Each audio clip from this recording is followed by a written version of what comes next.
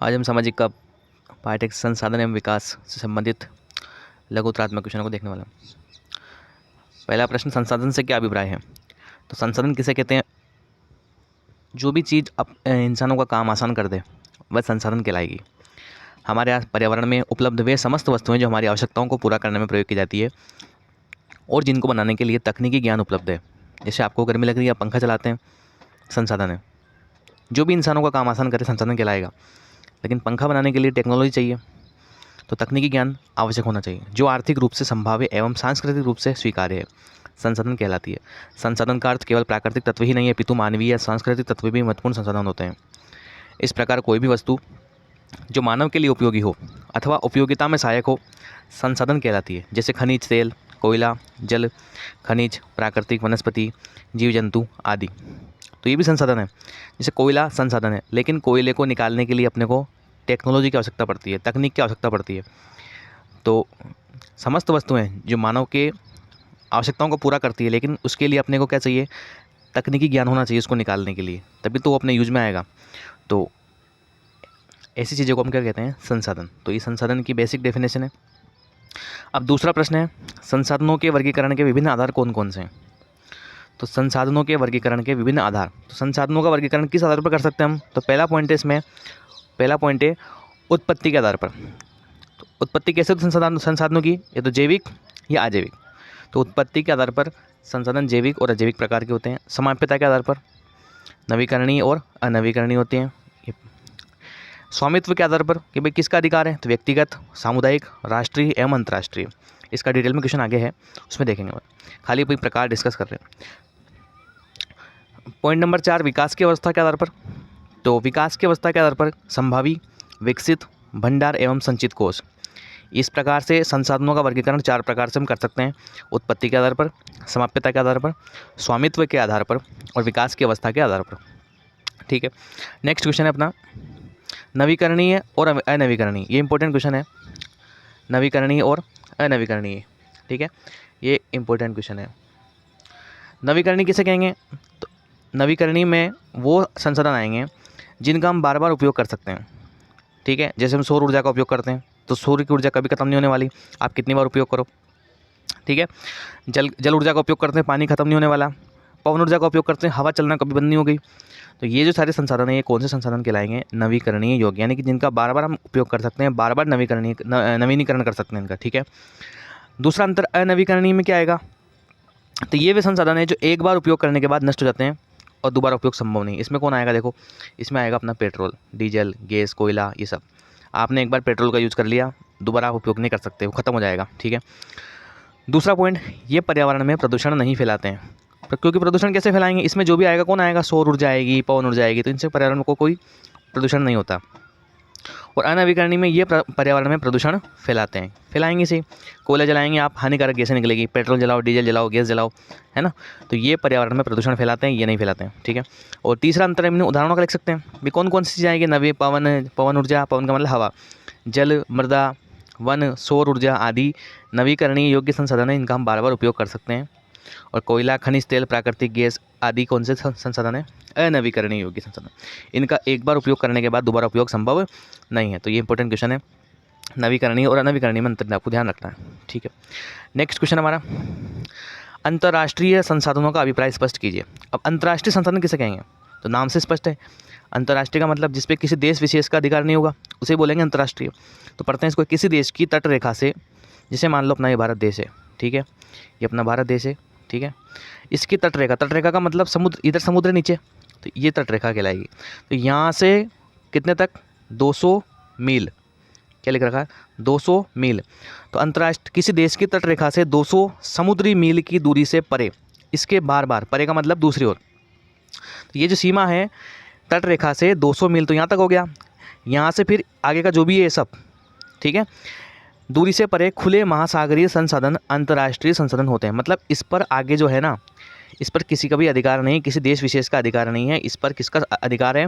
अंतर्राष्ट्रीय संगठनों का अधिकार है। जैसे संयुक्त राष्ट्र संघ हो गया, तो इस पर किसी भी देश विशेष का अधिकार नहीं है। अब अधिकार क्या? वो पानी लेगी क्या? पानी नहीं लेगी। पानी के नीचे जितनी भी प्रकार की मछलियाँ हैं या जो भी प्रजातियाँ हैं, है ना, तो उन सब पर, या पानी के नीचे से मान लो पेट्रोल वगैरह भी निकालते हैं, तो जो भी पानी के नीचे अंदर चीज़ें हैं उन सब पर किसका अधिकार है? अंतर्राष्ट्रीय संगठनों का। तो किसी देश की तटरेखा से 200 समुद्री मील की दूरी से परे खुले महासागरीय संसाधन अंतर्राष्ट्रीय संसाधन होते हैं। इन पर किसी देश का अधिकार नहीं होता, इन्हें कुछ अंतर्राष्ट्रीय संस्थाएं नियंत्रित करती है। इन संसाधनों का अंतर्राष्ट्रीय संस्थाओं की सहमति के बिना उपयोग नहीं किया जा सकता।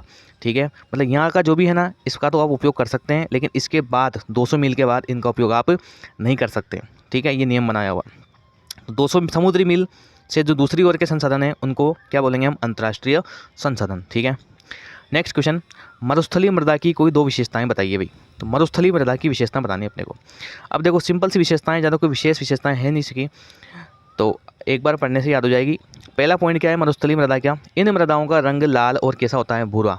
आपने बालू रेत देखी होगी, उसका रंग कैसा होता है? भूरा। ये थोड़ा बहुत लाल भी हम बोल सकते हैं। ठीक है, तो पहला पॉइंट लाल कलर का, कलर कैसा होगा? लाल और भूरा। दूसरा पॉइंट, ये मृदाएं आमतौर पर रेतीली व लवणीय होती हैं।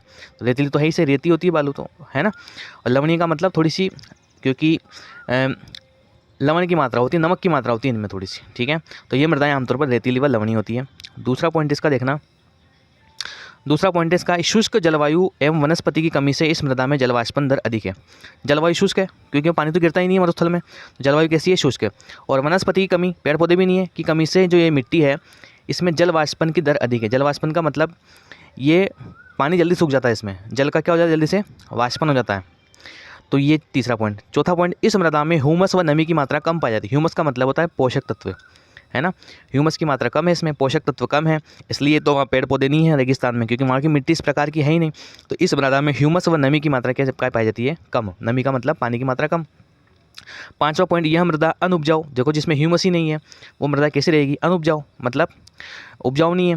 तो यह मृदा अनउपजाऊ होती है, लेकिन इसे उपयुक्त तरीके से सिंचित करके कृषि योग्य बनाया जा सकता है। आपने सुना होगा IGNP नहर प्रणाली चल रही है, इंदिरा गांधी नहर परियोजना, वो रेगिस्तानी इलाकों में ही चल रही है। काय के लिए? कि वहाँ की जो वनस्पति सूख गई है, वहाँ की मिट्टी कैसी है? लवणीय रेतीली है, इसको पानी की अधिक आवश्यकता है, पानी वहाँ गिरता नहीं है, इसलिए विशेष प्रकार की परियोजनाएं सरकार द्वारा समय समय पर चलाई जाती है। इससे क्या होता है कि जो मिट्टी वहाँ की अनउपजाऊ है उसको उपयुक्त तरीके से सिंचित करके क्या बनाया जा सकता है? कृषि योग्य बनाया जा सकता है। तो ये सारी जो विशेषताएं किसकी है? लवणीय मरुस्थलीय मृदा की। ठीक है, अब अगला क्वेश्चन अपना प्रश्न नंबर 6, स्वामित्व के आधार पर आप किस प्रकार संसाधनों का वर्गीकरण करेंगे? ठीक है, तो जो हमने अभी देखा था थोड़ी देर पहले पॉइंट में, ये क्वेश्चन आ गया। ठीक है, तो सिंपल सी बात है, स्वामित्व का मतलब किसका अधिकार है? तो पहला नंबर तो व्यक्तिगत, कभी व्यक्तिगत संसाधन, मतलब इस पर आदमी विशेष का अधिकार रहेगा। ठीक है, जैसे आपका घर है, घर में आपकी जो चीज़ें हैं, है ना, तो ये सारी चीज़ें, या फिर कोई मान लो किसी का खेत है तो उस पर किसी व्यक्ति विशेष का अधिकार है। तो वे संसाधन जिन पर व्यक्तिगत स्वामित्व होता है व्यक्तिगत संसाधन कहलाते हैं, जैसे बाग, चारागाह, कुआं, तालाब, भूखंड, घर, कार आदि। तो ये सारे व्यक्तिगत संसाधन हैं। ठीक है, किसी एक व्यक्ति विशेष का अधिकार है। दूसरा पॉइंट क्या है अपना? सामुदायिक संसाधन। सामुदायिक का मतलब नाम से स्पष्ट है, समाज का अधिकार होता है। ऐसे संसाधन जो समुदाय के सभी सदस्यों के लिए समान रूप से उपलब्ध होते हैं सामुदायिक संसाधन कहलाते हैं। जैसे खेल का मैदान, अब खेल का मैदान को व्यक्ति विशेष का होता है क्या?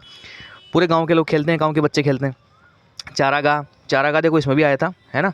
तो व्यक्तिगत चारागाह भी हो सकते हैं और सामुदायिक चारागाह भी हो सकते हैं। चारागाह का मतलब जहाँ गाय भैंसों को चराने जाते हैं वो चारागाह, जानवर जहाँ पे घास फूस पत्ती खाते हैं वो चारागाह। शमशान, अब शमशान कोई व्यक्ति विशेष कोई अपना घर का शमशान बनाएगा क्या? नहीं बनाएगा। तो शमशान, भूमि, तालाब, तो ये सब जो हैं ये कौन से संसाधन है? सामुदायिक।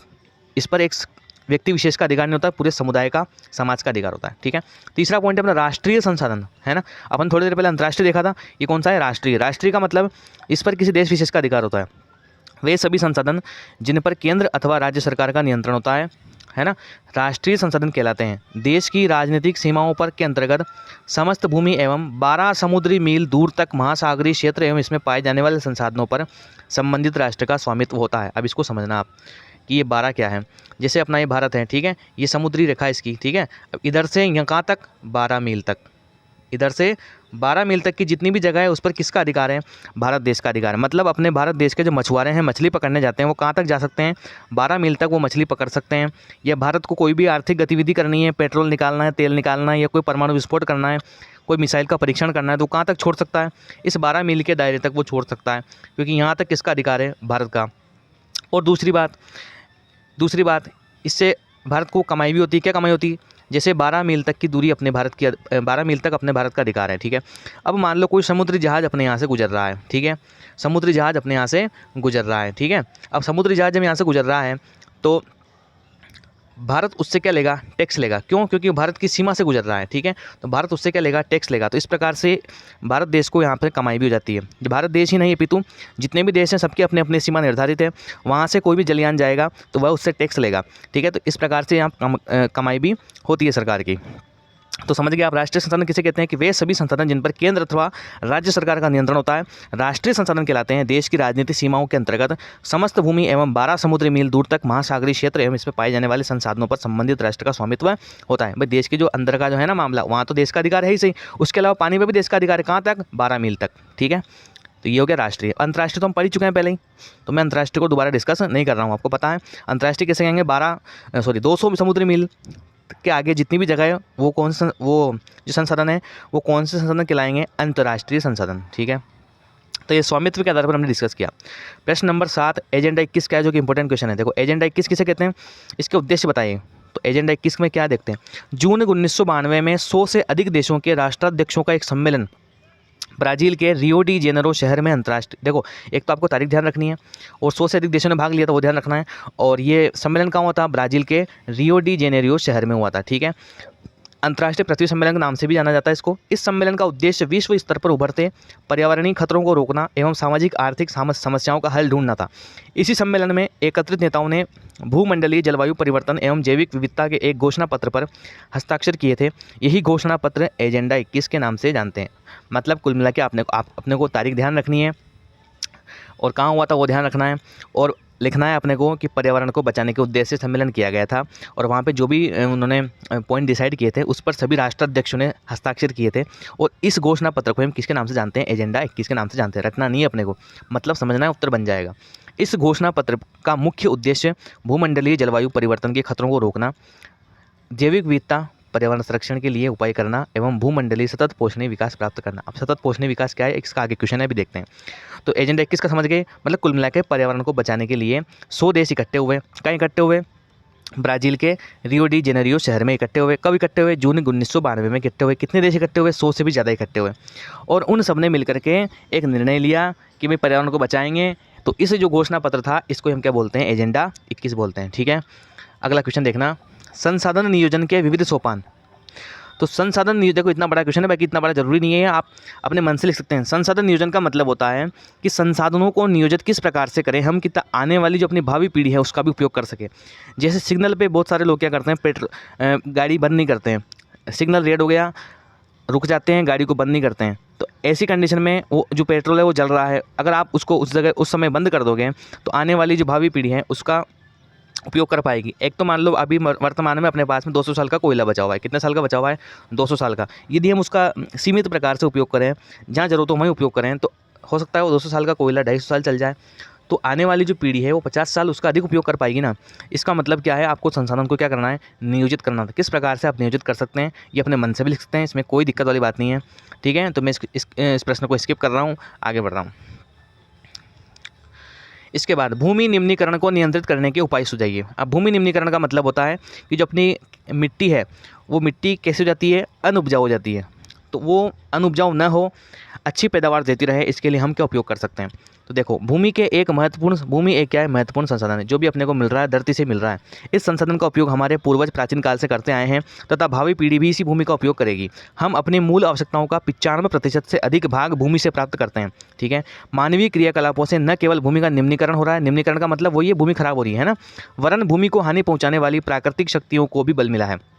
आज भूमि निम्नीकरण की समस्या का हल किया जाना अति आवश्यक है। तो भूमि निम्नीकरण की समस्या को हल करने के मुख्य उपाय लिखिए। तो अपना कुछ आंसर तो यहाँ से शुरू हुआ, ठीक है। ये तो अपने खाली एक रूपरेखा बनाई है कि भाई ऐसा हो रहा है वैसा हो रहा है, ठीक है। अब क्या कर सकते हैं हम भूमि निम्नीकरण के लिए कि भूमि का निम्नीकरण न हो? तो वृक्षारोपण, सबसे पहली बात तो वही आएगी, पेड़ लगाओ आप, ठीक है। तो वनस्पतियाँ भूमि को सुरक्षात्मक आवरण प्रदान करती हैं। वानस्पतिक आवरण के कारण पानी सीधा जमीन पर नहीं गिर पाता, फलतः यह मिट्टी की उर्वरता को बनाए रखने में मदद करता है। वनारोपण भूमि निम्नीकरण की समस्या सुलझाने में बहुत कारगर सिद्ध हो सकती है। ठीक है। तो आपको क्या लगाना, ज़्यादा से ज़्यादा पेड़ लगाना, पेड़ लगाने की बोल रहे हैं, ठीक है। दूसरा पॉइंट है पेड़ों की रक्षक मेखला। अब देखो वापस से पेड़ का ही पॉइंट है, पेड़ों की रक्षक मेखला। रक्षक मेखला का मतलब होता है कि एक सीध में मतलब पेड़ लगाना। पेड़ों की रक्षक मेखला का निर्माण भी भूमि निम्नीकरण को कम करने में सहायक होता है। कैसे कि पेड़ लगाने से क्या होता है, पेड़ों की जो जड़ें होती है वो मिट्टी को दृढ़ता से बांध लेती है अपने पास। अब जब पानी आएगा, स्पीड से बहाव आएगा, तो वो अपने साथ मिट्टी को बहाकर नहीं ले जा सकता, ठीक है। तो ऐसे में मिट्टी में जो पोषक तत्व हैं वो भी बहकर नहीं जाएंगे, तो जहाँ पे पोषक तत्व मिट्टी में विद्यमान है वो वहीं रहेंगे। तो फलस्वरूप मिट्टी का अपरदन नहीं होगा और मिट्टी हमेशा क्या बनी रहेगी, उपजाऊ। तो पेड़ लगाने से अपने को ये फ़ायदा, अगर आप पेड़ लगाएंगे तो अधिक भाव आने के कारण वो मिट्टी बह जाएगी और मिट्टी और भूमि कैसी हो जाएगी, बंजर हो जाएगी, अनुपजाऊ हो जाएगी, ठीक है। तीसरा पॉइंट हमारा रेतीले टीलों का स्थिरीकरण। मरुस्थलीय क्षेत्रों में बालू के टीलों का स्थिरीकरण भी बहुत जरूरी है।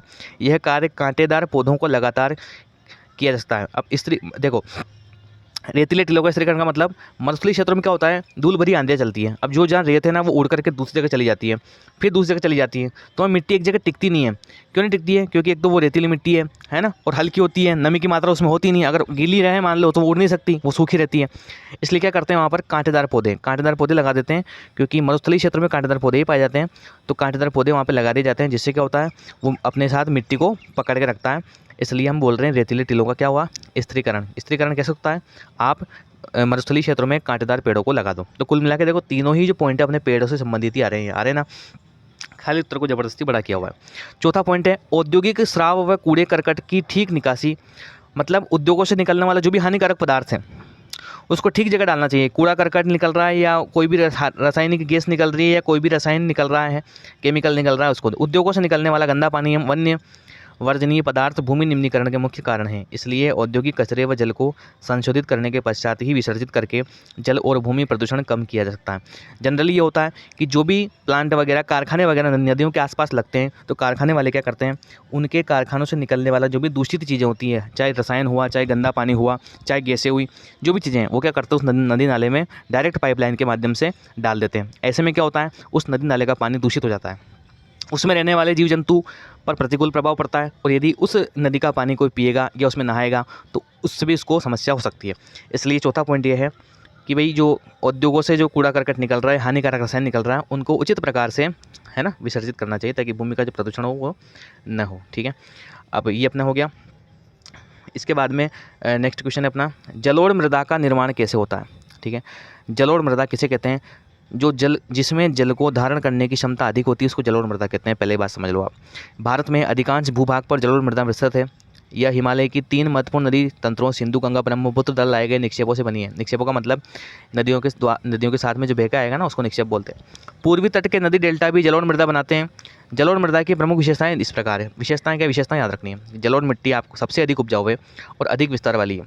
यह मृदा विस्तृत रूप से संपूर्ण उत्तरी भारत के मैदान में फैली हुई है। तो कहाँ फैली हुई है, उत्तरी भारत के मैदान में। उत्तरी भारत कैसे बोलते हैं, देखो ये भारत अपना, ये दक्षिणी भारत है ना, इसके ऊपर का जो भी है ना, ये गुजरात है, ऊपर जम्मू कश्मीर है, तो ये जो बीच का पार्ट है इसको क्या बोलते हैं, उत्तरी मैदान। तो यहाँ फैली हुई है जलोढ़ मृदा, ठीक है। इसके बाद में अधिकतर दूसरा पॉइंट, जलोढ़ मृदा में रेत, सिल्ट, मृतिका का मतलब मिट्टी के विभिन्न अनुपात पाए जाते हैं, सारे पाए जाते हैं। तीसरा पॉइंट, अधिकतर जलोढ़ मृदाएं पोटास, फास्फोरस, चूना युक्त होती है। ये जो पोषक तत्व पोटास, फास्फोरस ये इसमें मिलते हैं, वही किसमें, जलोढ़ मिट्टी में। चौथा पॉइंट है, जलोढ़ बहाकर लाई गई मृदा है।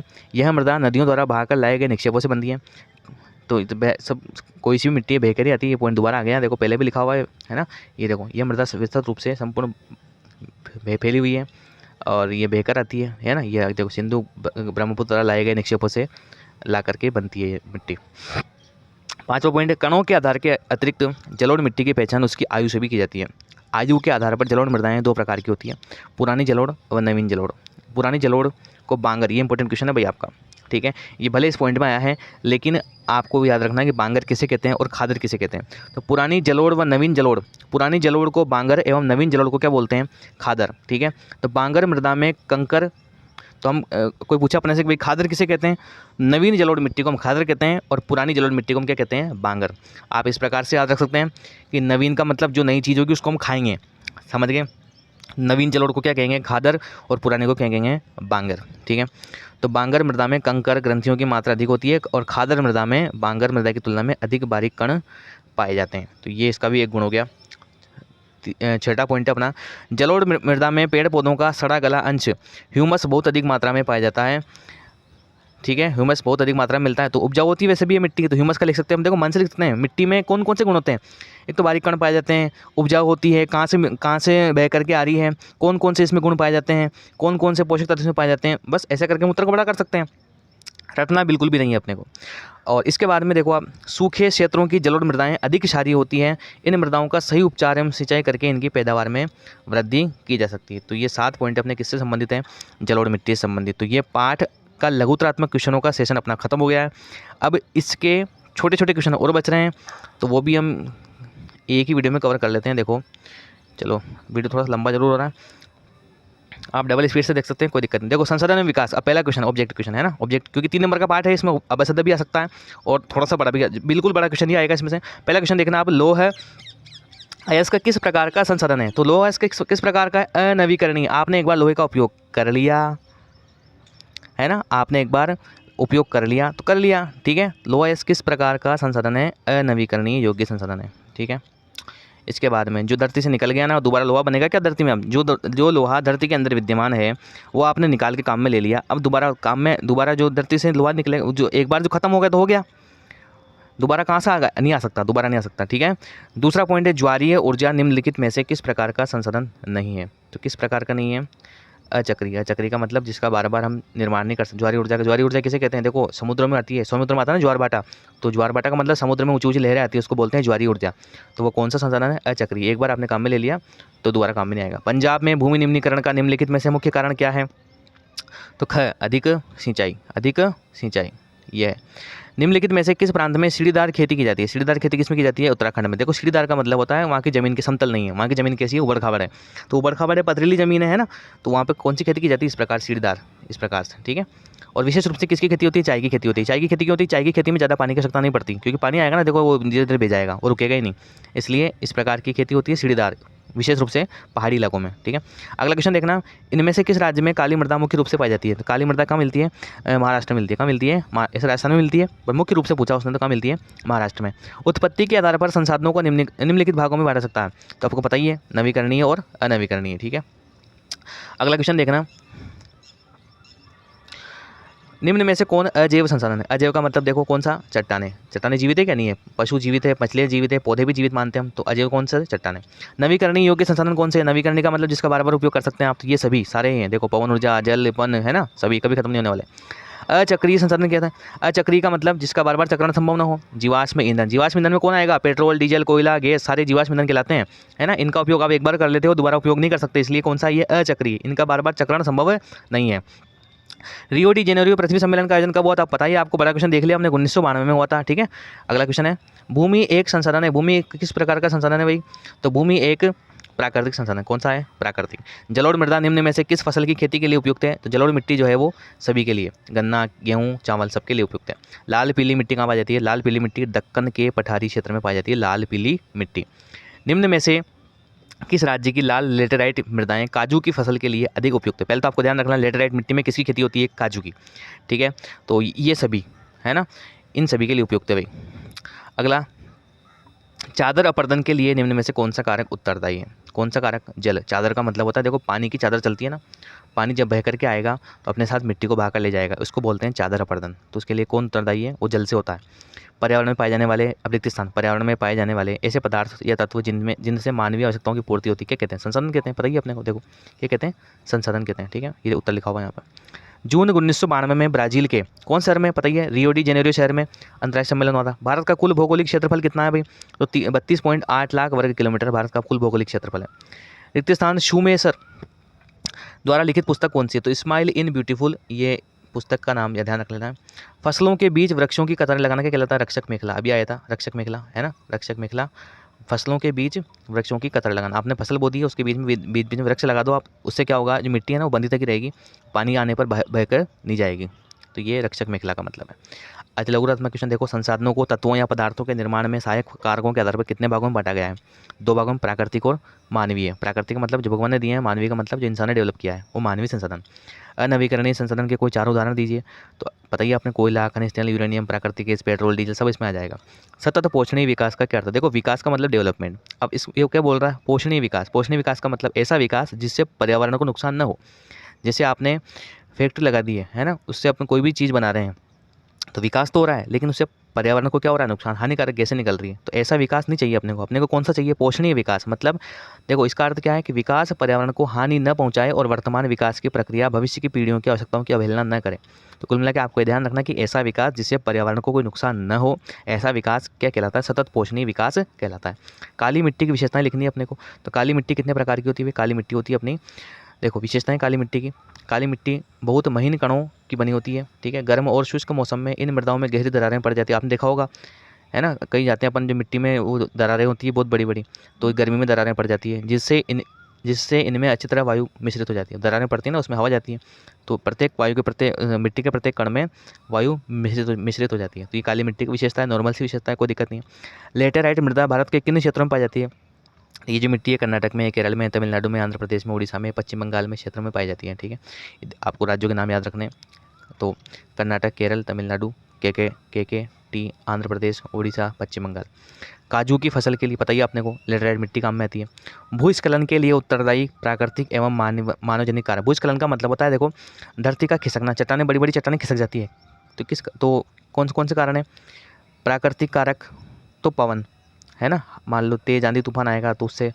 और मानव जनित कारण कौन से हैं, वनोन्मूलन। मानव क्या कर रहा है, ज़्यादा से ज़्यादा पेड़ काट रहा है, पेड़ काटेगा तो क्या होगा, पेड़ रहते हैं तो क्या वो चट्टानों को पकड़ के रखते हैं, मिट्टी को पकड़ के रखते हैं, तो स्खलन नहीं होगा, खिसकेगी नहीं वो। लेकिन जब पेड़ कट जाएंगे तो फिर क्या होगा, अंदर से ढीली हो जाएगी तो खिसक जाएगी। तो दो प्रकार के कारण है अपने पास, प्राकृतिक और मानवजनित कारक, ठीक है। तो इस पर लघुतात्मक क्वेश्चन देख ही चुके हैं हम। तो इस प्रकार से वीडियो हमारा समाप्त होता है। ये पूरे पार्ट के क्वेश्चन मोस्ट इंपोर्टेंट क्वेश्चन है, इसके अलावा आपको कुछ भी नहीं पढ़ना है। इन क्वेश्चनों को बार बार आप देखें, याद करें।